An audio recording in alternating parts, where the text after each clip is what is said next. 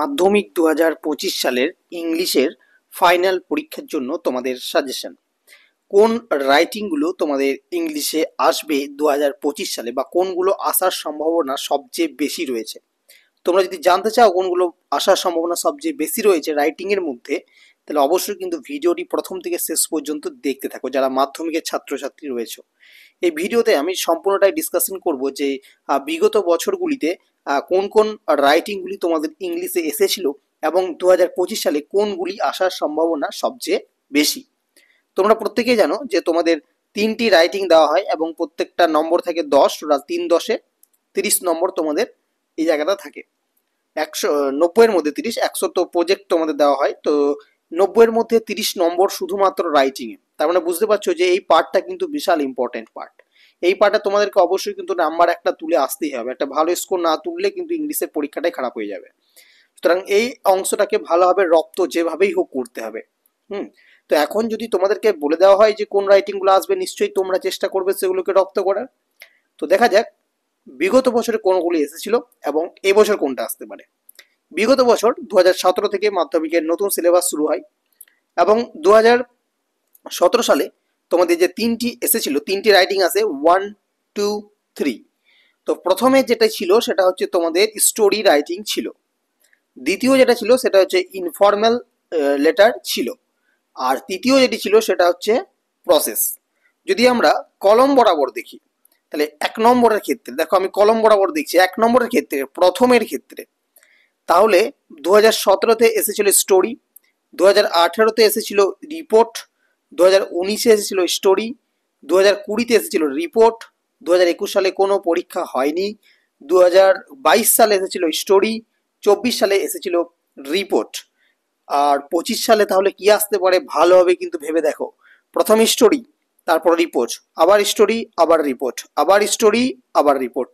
তাহলে কিন্তু 2025 সালে তোমাদের যেটি আসতে পারে সেটা হচ্ছে স্টোরি। ঠিক আছে, প্রথম পার্টে তোমাদের একদম 100% গ্যারেন্টি, একদম 100% গ্যারেন্টি দিয়ে বললাম প্রথম যে পার্টে রাইটিং রয়েছে সেখানে তোমাদের স্টোরি রাইটিংটাই এবছর আসবে।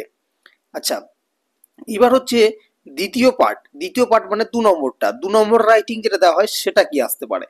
2017 সালে এসেছিল ইনফর্মাল লেটার, 2018 সালে এসেছিল ফর্মাল লেটার, 2019 সালে এসেছিল ফর্মাল লেটার, মাধ্যমিক 2020 সালে এসেছিল ইনফর্মাল লেটার, 2022 সালে এসেছিল দেখো 2021 সালে যেহেতু কোনো পরীক্ষা হয়নি এই রোটাকে বাদ দিয়ে দাও। 2022 সালে এসেছিল ইনফর্মাল লেটার, 2023 সালে এসেছিল ফর্মাল লেটার, 2024 সালে এসেছিল ইনফর্মাল লেটার।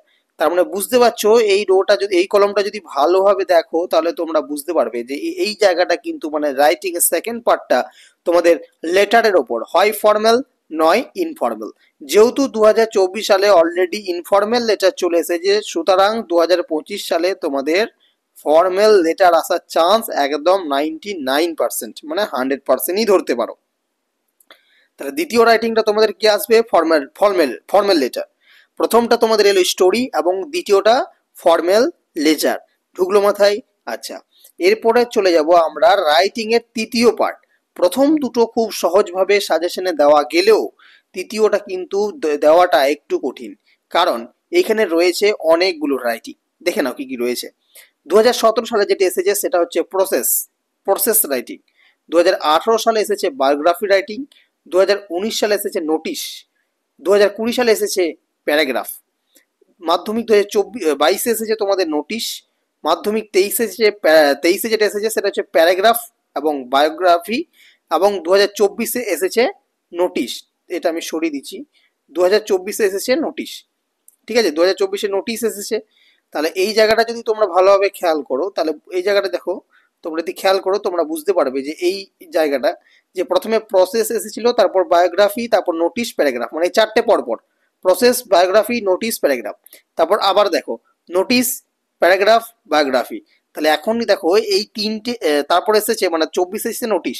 তাহলে নোটিশ, প্যারাগ্রাফ, বায়োগ্রাফি এই চারটে অলরেডি কিন্তু আবার আসছে, মানে ঘুরে ফিরে সেই চারটেই আসছে। তাহলে তোমাদের এবছর আসার সম্ভাবনা কি কি রয়েছে? যেহেতু নোটিশ 2024 এসে গেছে অলরেডি, তাহলে 2025 কিন্তু নোটিশ আসার সম্ভাবনা নেই। কি আসার সম্ভাবনা আছে? এই যে তিনটি, প্যারাগ্রাফ, প্রসেস এবং বায়োগ্রাফি, এই তিনটির মধ্যে আসার সম্ভাবনা রয়েছে। এই যে চারটি রয়েছে এটাই বারবার রিপিট হচ্ছে, কোনটা? প্রসেস, বায়োগ্রাফি, নোটিশ, প্যারাগ্রাফ, এই চারটের মধ্যেই বারবার রিপিট হচ্ছে। যেহেতু 2024-এ তোমাদের নোটিশ চলে এসছে, তাই নোটিশ এবারে আসছে না। 2023-এ যেহেতু প্যারাগ্রাফ এবং বায়োগ্রাফি চলে এসেছে, তাই সেই দুটোও আসছে না। এখন আসার সম্ভাবনা সবচেয়ে বেশি রয়েছে তোমাদের, মানে 2023 সালে এসেছে বলে আসবে না সেটা বলবো না, মানে ওগুলো অ্যাকচুয়ালি রিপিট হচ্ছে, ঘুরে ফিরে আবার রিপিট হবে, কিন্তু নোটিশটা তোমাদের বাদ দিয়ে বাকি তিনটি করতে হবে। মানে এই যে চারটি তোমরা দেখতে পাচ্ছ, প্রসেস, বায়োগ্রাফি, নোটিশ, প্যারাগ্রাফ, যেহেতু নোটিশ 2024-এ চলে এসেছে, তাহলে নোটিশটা বাদ দিয়ে বাকি তিনটি তোমাদেরকে করতে হবে, প্রসেস, বায়োগ্রাফি এবং প্যারাগ্রাফ। এবং আমার মতে এবছর কিন্তু বায়োগ্রাফি আসার চান্স এবং প্যারাগ্রাফ আসার চান্স সবচেয়ে বেশি। সুতরাং মাধ্যমিক যারা ফাইনাল পরীক্ষা দেবে তারা ইংলিশের জন্য বিভিন্ন টেস্ট পেপার থেকে এবং তোমাদের কোশ্চেন ব্যাংক বা যেখান থেকেই পারো তোমরা story, formal Letcher, paragraph, process, biography, এই পাঁচটা রাইটিং খুব ভালোভাবে প্র্যাকটিস করে যাও। 100% কথা দিলাম, তিনটে একদম জেনুইন গ্যারান্টি সহ কমন পাবে। এবার প্রশ্ন হচ্ছে যে স্টোরি, ফর্মাল লেটার কোনগুলো করব, সেগুলো নিয়ে আমি একটা আলাদা ভিডিও বানাবো। সেখানে বলে দেবো যে কোন কোন স্টোরি, কোন কোন ফর্মাল লেটার, কোন কোন প্যারাগ্রাফ, প্রসেস এগুলো তোমাদেরকে করতে হবে। সেগুলো থেকে তোমরা তিনটে রাইটিং এর মধ্যে গ্যারান্টি দুটো কমন পাবেই পাবে, একদম শিওর, কারণ বিগত বছরগুলিতে এসেছিল, এই বছরও আসবে।